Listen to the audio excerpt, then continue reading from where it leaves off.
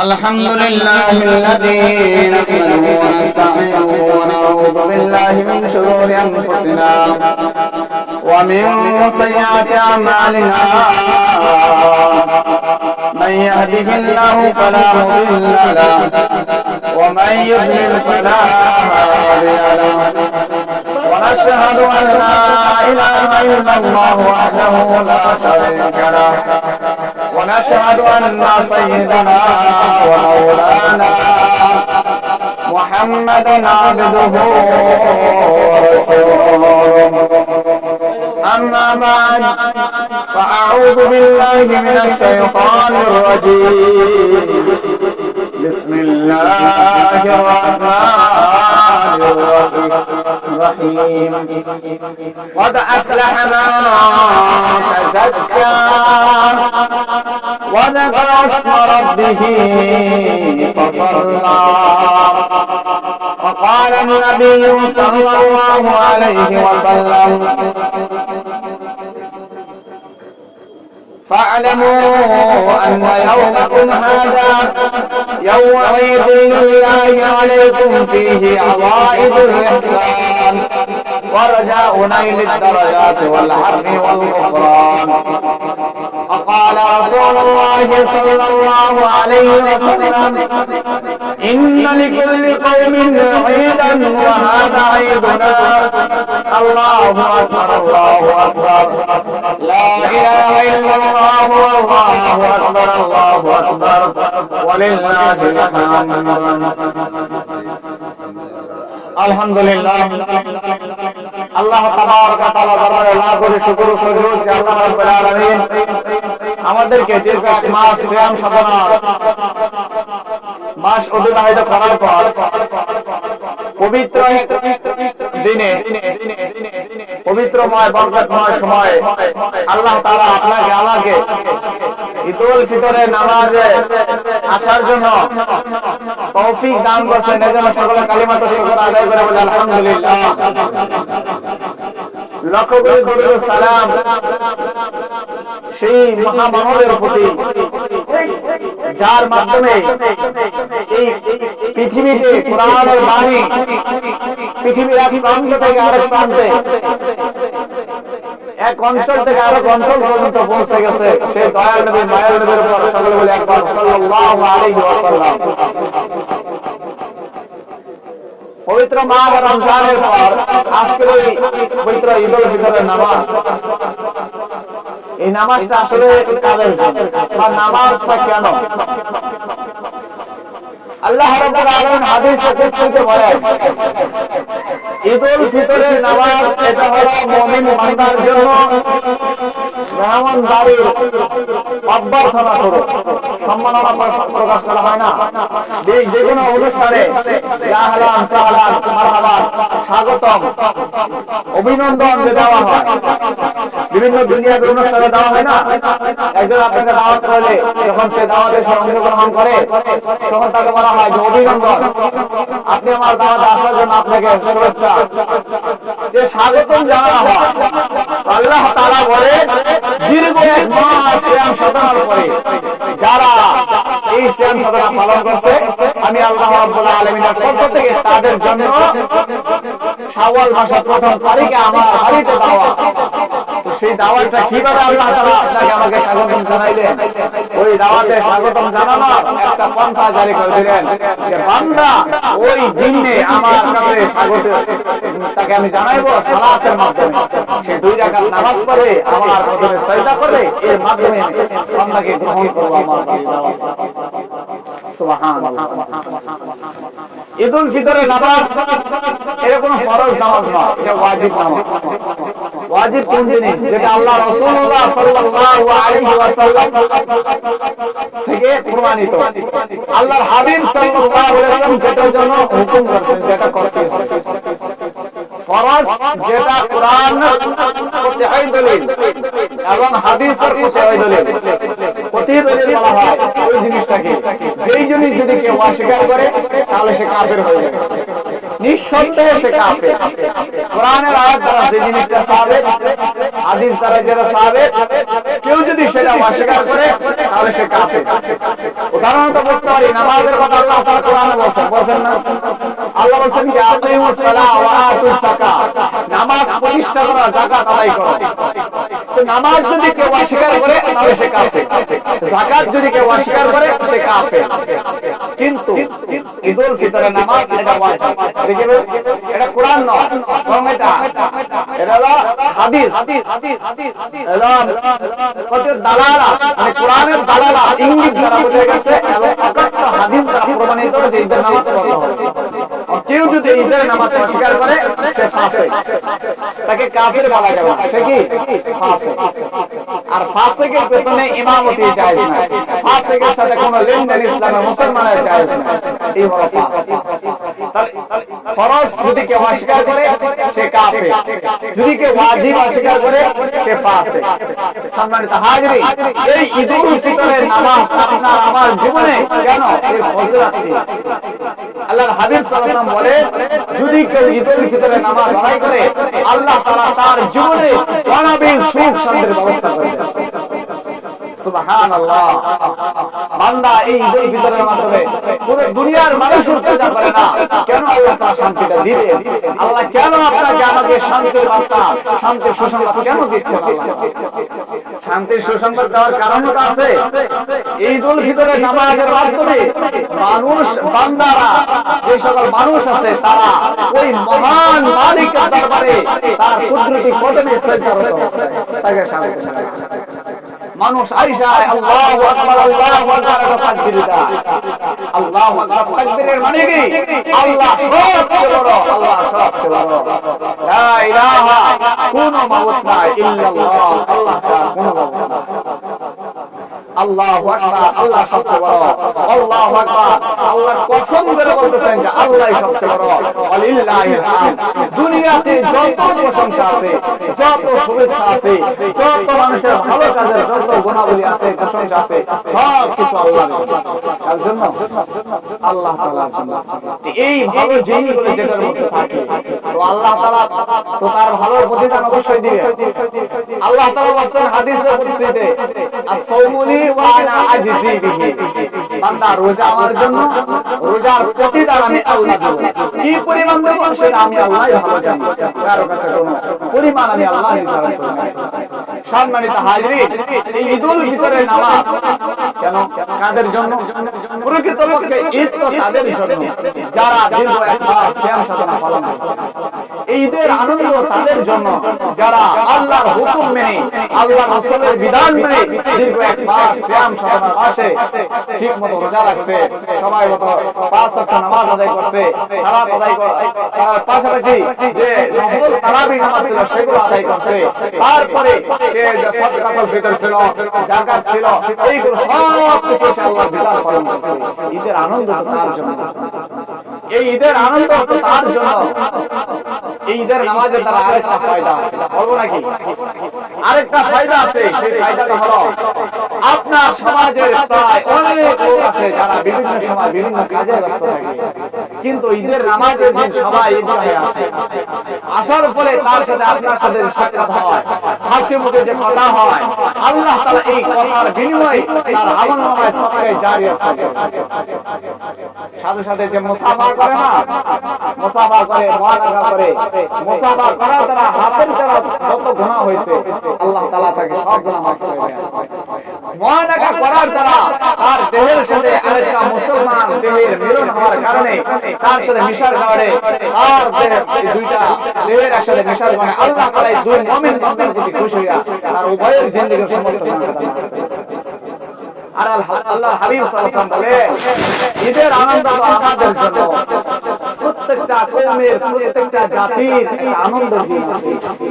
আল্লাহ নবী সাল্লাল্লাহু আলাইহি ওয়াসাল্লাম বলেন, ইন্না লিকুল্লি কওমিন ঈদান, ও দুনিয়ার মানুষ, প্রত্যেকটা জাতির একটা আনন্দের দিন রয়েছে।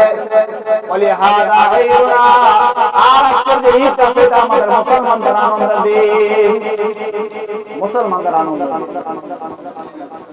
এক ধরনের বেদরমিরা আছে যারা শনিবার দিন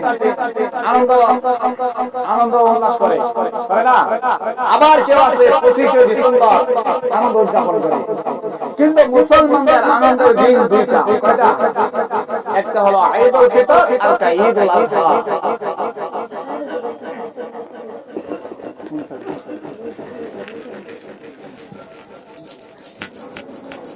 মুসলমানদের আনন্দের দিন কয়টা? দুইটা, একটা হলো ঈদুল ফিতর আর একটা ঈদুল আযহা। আল্লাহর নবী সাল্লাল্লাহু আলাইহি ওয়াসাল্লাম বলেন যে ঈদুল ফিতর থেকে যারা নামাজ আদায় করলো, দীর্ঘ এক মাস সিয়াম সাধনা পালন করছে, পাশাপাশি এই ঈদুল ফিতর থেকে আরেকটা পুরস্কারের ঘোষণা আল্লাহ তাআলা দিয়ে দেন। সেই পুরস্কারটা হলো যে মাসের পহেলা তারিখে আমরা ঈদুল ফিতর নামাজের জন্য আসছি, এটা হলো শাওয়াল মাস। আজকে শাওয়ালের প্রথম তারিখ। এই মাসে যদি কেউ 6টা রোজা রাখে, কয়টা? 6টা রোজা। এক মাস রোজা রাখছেন না, 6টা রাখা কি কষ্ট হবে?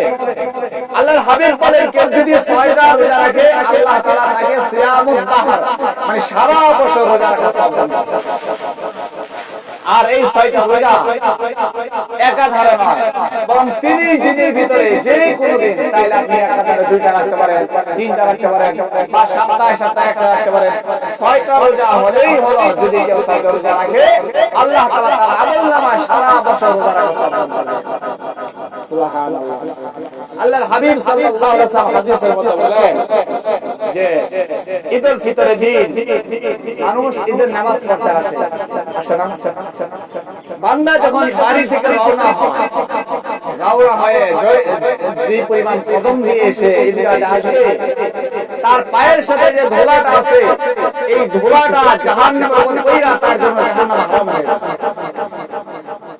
তার উপর কি হয়ে যায়? জাহান্নাম হারাম হয়ে যায়। এই জন্য আল্লাহ রাসূল সাল্লাল্লাহু আলাইহি ওয়াসাল্লাম বলেন ঈদগাহে ঈদের নামাজের জন্য এক রাস্তা দিয়ে আসা আর এক রাস্তা দিয়ে যাওয়া, এটা ঈদের নামাজের সুন্নাত। ঈদের নামাজের সুন্নাতের ভিতরে আরেকটা সুন্নাত হলো তাকবীর তাশরিক, যেটা আছে যে আল্লাহু আকবার, আল্লাহু আকবার, লা ইলাহা ইল্লাল্লাহু, আল্লাহু আকবার, আল্লাহু আকবার, ওয়ালিল্লাহিল হামদ। এই তাকবীর তাশরিকটা মনে মনে আস্তে আস্তে পড়া। ঈদের দিন বাড়ি থেকে খেজুর বা মিষ্টি জাতীয় কোনো জিনিস খেয়ে আসা, ইফতার করা, রোজা ভাঙা, এটা কেন? আল্লাহর হাবিব সাল্লাল্লাহু আলাইহি ওয়াসাল্লাম খেজুর সবচেয়ে বেশি পছন্দ করেন। এই জন্য বলেন খেজুরের কথা। খেজুর খাওয়া অসম্ভব বরকত আছে। তো সম্মানিত হাজির, যেই কথা বলতেছিলাম, আজকের ঈদের দিনে আপনি আমি নামাজে আসছি, আর ঠিক বলবো আল্লাহ দরবারে একদল ফেরেশতারা আছে যারা আল্লাহর দরবারে সবাই বসে আছে, বৈশা আল্লাহর কাছে আরজ করতেছে, আয় আল্লাহ রাব্বুল আলামিন, আপনার এই সকল বান্দারা আপনার গুণগান করতেছেন। আল্লাহ রাব্বুল আলামিন ফেরেশতাদেরকে ডাক দিয়ে বলবেন, ও ফেরেশতারা, তারা কি আমি আল্লাহকে দেখছে নাকি? কয় আল্লাহ তাআলা তো আপনাকে দেখে নাই। তাহলে তারা কি কিভাবে আমাকে বিশ্বাস করতেছে? কিভাবে তারা আমার দ্বৈত কদমে সাজদা করতেছে? ফেরেশতারা বলবে, ইয়া আল্লাহ, আপনার এই বান্দারা আপনাকে দেখে নাই। এই কথাটা সত্য।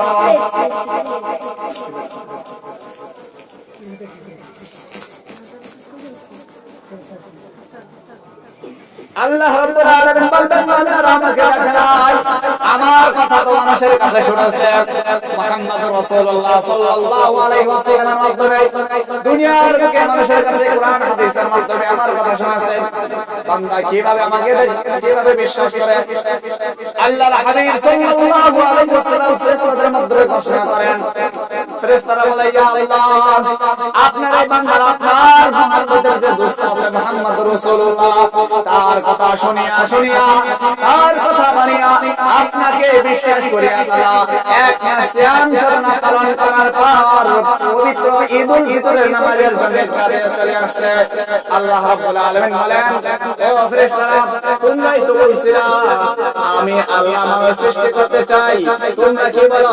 তোমরা বলছিলা, আয় আল্লাহ, আপনি আমার মানুষ দুনিয়াতে সৃষ্টি করবেন নি, আতাজালু ফিহা মান ইফসিদু ওয়া ইয়াসফিকু দিমা, এমন মানুষ সৃষ্টি করার দরকার নাই যারা দুনিয়াতে রক্ষা ফাসাদ করবে, একজন আরেকজনের হক নষ্ট করবে, একজন আরেকজনের উপর জুলুম করবে, একজন আরেকজনের উপর অত্যাচার অত্যাচার করবে ফেরেশতারা বলে ক্বালা সুবহানাল্লাহ সুবহানাকা লা ইলমা লানা ইল্লা মা 'আল্লামতানা ইন্নাকা আনতাল আলিমুল হাকীম। ফেরেশতারা বলে আল্লাহ আপনি খুব পবিত্র, আপনি সুবহান, আপনি তা যা জানেন আমরা তা জানি না। আল্লাহ রাব্বুল আলামিন বলেন এই কথা যখন স্বীকার করছো, এই কথা যখন স্বীকার করছো তাহলে ও ফেরেশতারা তোমরা সাক্ষী থাকো।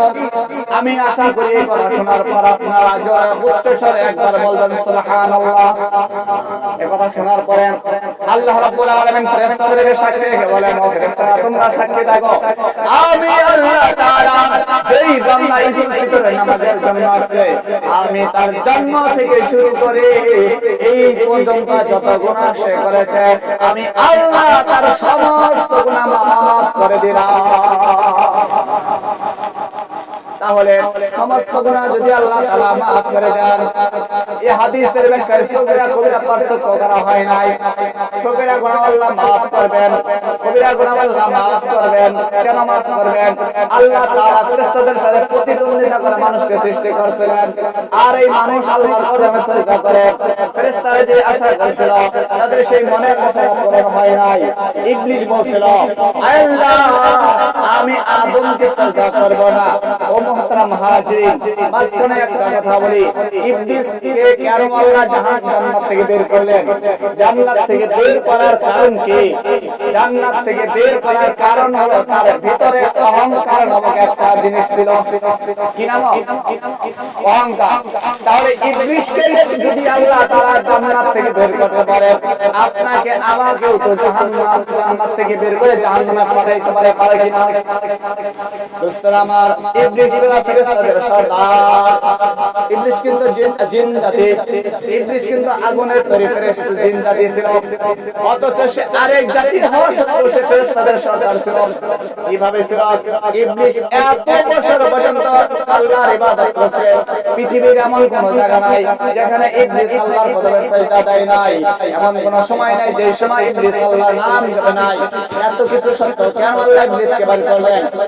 এত কিছু যে করছে, আপনার মহব্বতের মানুষ আছে না, সব কিছু আপনি তাকে এত মহব্বত করেন, এত মহব্বত করেন, হঠাৎ করে দেখা যায় এমন একটা কাজ করছে যে কাজের কারণে তাকে আপনি ঘৃণা করছেন, এই পরিমাণ ঘৃণা করছেন যে তাকে আপনার কাছ থেকে দূরে সরাই দিচ্ছেন। তো ইবলিস এত পরিমাণ কাজ করার পরে তার ভিতরে একটা জিনিস ছিল, কি ছিল? অহংকার। আল্লাহ বলছে ইবলিস ও ফেরেশতারা তোমরা আদমকে সিজদা করো। ইবলিস কয় আমি সিজদা করতে পারবো না, কারণ আনা খায়রুম মিনহু। আল্লাহ আমি ইবলিস থেকে উত্তম। কি বলছে? আমি ইবলিস থেকে উত্তম, ভালো। কিভাবে ভালো? ইবলিস যুক্তি দিচ্ছে খালাকতানি মিন নার ওয়া খালাকতাহু মিন তিন। আল্লাহ আপনি আমাকে বানাইছেন আগুন দিয়া। আগুনের বৈশিষ্ট্য হলো উপর দিকে যাওয়া। আগুন যত জ্বালাই ততই উপর দিকে যাইবে। আর আদমকে সিজদা করছেন মাটি দিয়া। মাটি যত করে ফেকেন না করা, মাটি কিন্তু নিচের দিকে চলে আসে। অতএব মাটি আগুনের কাছে নত হবে, আগুন কখনো মাটির কাছে নত হবে না।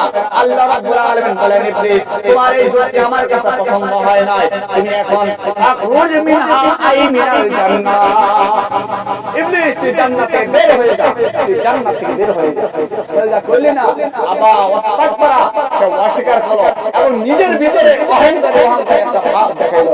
আল্লাহ বলেন ফাখরুজ মিনাল জান্নাহ, ইবলিস তুই জান্নাত থেকে বের হয়ে যা। হে মুহতারাম হাজিরিন, ইবলিস এত ইবাদত করা সত্ত্বেও যদি ইবলিসকে আল্লাহ জান্নাত থেকে বের করতে পারে, আপনি তো আমি তো ইবলিস যে কত জায়গায় সিজদা করছে তার ধারে কাছে যাইতে পারে নাই। আপনার ভিতরে আমার ভিতরে যদি অহংকারের গুনাহ থাকে, কিবরের গুনাহ থাকে, আপনার আমার সন্তুষ্টি থাকার কারণে যদি গরীব দুস্থ অসহায় লোক আপনার কাছে আমার কাছে চাই না পায়, তাদের দিকে যদি আপনার দৃষ্টি অবনত না হয়, তাকে দূর দূর করে যদি তাড়াই দেয়, তাহলে আপনাকে আমাকে জান্নাত থেকে বের করতে আল্লাহ তাআলা এক মুহূর্ত সময় লাগবে, এক মুহূর্ত সময় লাগবে। মুহতারাম হাজিরিন, অহংকার এমন একটা গুনাহ, অহংকার এমন একটা গুনাহ, এই গুনাহটা আপনাকে আমাকে জাহান্নামে নেওয়ার জন্য যথেষ্ট। তাহলে অহংকার রাখা যাবে ভিতরে? অহংকার রাখা যাবে? জবান করে বলেন অহংকার রাখা যাবে? কে রাখবে? ভাই আমরা মানুষ কি মাটির তৈরি, কি মাটির তৈরি, সবাই মাটির তৈরি, সবাই মুসলমান। যে সম্পদ আল্লাহ আপনাকে আমাকে দিয়েছেন, আল্লাহ চাইলে আপনার আমার সম্পদ মুহূর্তের ভিতরে আপনার আমার থেকে ছিনাই নিতে পারেন না? আল্লাহ বলেন ওয়া তুইজ্জু মান তাশা ওয়া তুযিল্লু মান তাশা। ও দুনিয়ার মানুষ সম্পদশালী, এটা তুমি মনে করো না। তোমাকে আমি সম্মান দিয়েছি, ইজ্জত দিয়েছি, ধন দৌলত দিয়েছি, তোমাকে আমি সম্ভ্রান্ত পরিবারের জন্ম দিয়েছি, এর দ্বারা তুমি এটা মনে করো না যে তোমাকে আমি সব দিয়ে দিয়েছি। এক মুহূর্তের জন্য ওয়া তুযিল্লু মান তাশা, আমি আল্লাহ চাইলে তোমাকে দুনিয়ার মধ্যে সবকে নির্মূল খারাপ লোক হিসেবে পরিচয় প্রকাশ করতে পারি। কিসের জন্য? ওই অহংকারের জন্য। অহংকার রাখা যাবে না। ভাই আল্লাহ ধন দিয়েছেন, এটা আপনার জন্য পরীক্ষা। আরেকজন দরিদ্রতা দিয়েছেন, গরিবতা দিয়েছেন, এটাও তার জন্য পরীক্ষা। উভয়ে যদি পরীক্ষায় পাস হইতে পারে তাহলে আপনার আমার ঠিকানা হবে জান্নাত। অথবা জান্নাতে যাওয়ার আশাও করা যায় না। আল্লাহ আপনাকে আমাকে জান্নাত দিয়েছেন দুই জিনিসের মাধ্যমে। এই দুইটা বলে ইনশাআল্লাহ শেষ করব। সময় আটটা বাজে, ইনশাআল্লাহ সময় মতো জান্নাতে দাঁড়িয়ে যাব। আল্লাহ রাব্বুল আলামিন বলেন দুই জিনিসের মাধ্যমে বান্দাকে জান্নাত দিয়েছেন। ইন্নাল্লাহ আশতারা মিনাল মুমিনিনা আনফুসাহুম ওয়া আমওয়ালাহুমুল জান্নাহ। বান্দা তোমাকে আমি জান্নাত দেব, তুমি আমাকে দুইটা জিনিস দিবা। এক নাম্বার তোমার জান দিবা, দুই নাম্বার তোমার মাল দিবা। কি দিবা? কিন্তু মহানরা মুহাজিরিন জান দেওয়ার ধারে কাছে দাঁড়ায়। আজকে আল্লাহ জান দিয়েছেন এর অর্থ কি? আল্লাহ জান দিয়েছেন এর অর্থ হলো আল্লাহ সিয়াম সালাত মাস দিয়েছেন। আল্লাহ হুকুম করেছেন রোজা রাখতে হবে তো রোজা রাখতে হবে। আল্লাহ হুকুম করেছেন নামাজ পড়তে হবে তো নামাজ পড়তে হবে।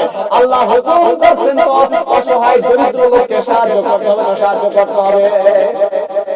আল্লাহ হুকুম করেছেন মাল দিয়ে সাহায্য করবা। কিভাবে? আল্লাহ যাকে ধন দিয়েছেন, যাকে সম্পত্তি দিয়েছেন, তার জন্য উচিত হলো যাকাতের সম্পত্তি পরিপূর্ণভাবে হিসাব করে গরিব অসহায় দুস্থদের মাঝে বিতরণ করা। এটা হলো মাল সমালের বিনিময়। যদি আপনি আল্লাহকে জান না দেন, মাল না দেন, তাহলে দোস্তরা মনে রাখেন এই আশা কইরেন না যে আল্লাহ তাআলা আপনাকে জান্নাত দিবে। আশা কইরেন না। আবু বকর রাদিয়াল্লাহু তাআলা ধন দিতেন, মাল দিতেন, দেওয়া সত্ত্বেও আল্লাহর কাছে জান্নাত চাইতে পান না, ভয় পান, নামাজের কথা কান্না করেন। আয় আল্লাহ খুব ভয় লাগে যদি আপনি হাসরের ময়দানে আমার জান আমার মাল আমাকে ফিরাই দেন, আর আমার জান মাল ফিরাই নেওয়ার পরে যদি আপনি আমাকে বলেন তোমার আমল আমার পছন্দ হয় নাই, তোমার দান সাদাকা আমার পছন্দ হয় নাই, তোমার দান সাদাকা তুমি নিয়ে যাও, তোমার মাল তুমি নিয়ে যাও, তোমার আমল তুমি নিয়ে যাও, আমার জান্নাত আমাকে দাও, তাহলে আপনার আমার পরিণাম কি হবে? আপনার আমার পরিণাম খুব ভয়াবহ হবে, ভয়াবহ হবে। সেই জন্য মহানরা মুহাজিরিন যে আমলটা করব ইখলাসের নিয়তে করব, একমাত্র আল্লাহ তাআলাকে রাজি খুশি করার জন্য যদি আমল করতে পারি তাহলে আপনার আমার ঠিকানা হবে জান্নাত। কোথায় হবে? জান্নাত। জান্নাত একসাথে থাকতে চাই তো সবাই? আমাদের আসল বাড়ি কোথায়? তখন বলি কোথায়? জান্নাত। আমাদের আসল বাড়ি ছিল জান্নাত। দুনিয়াতে আসছে কিছু দিনের জন্য। অতএব আপনাকে আমাকে কিন্তু আসল বাড়িতে যাইতেই হবে। সেই আসল বাড়িতে যাওয়ার জন্য যেন সবাই প্রস্তুতি গ্রহণ করে। সে প্রস্তুতি কিভাবে? এই ঈদুল ফিতরের নামাজের মাধ্যমে সবার সাথে যেরকম সম্পর্ক হবে আর জীবন আর মৃত্যু পর্যন্ত সবার সাথে যেন এই সম্পর্কটা বজায় থাকে। তারপরে দুই নাম্বার যেটা, সেটা হলো 5 ওয়াক্ত নামাজ পড়া আমরা চেষ্টা করব। পারবো ইনশাআল্লাহ? ইনশাআল্লাহ।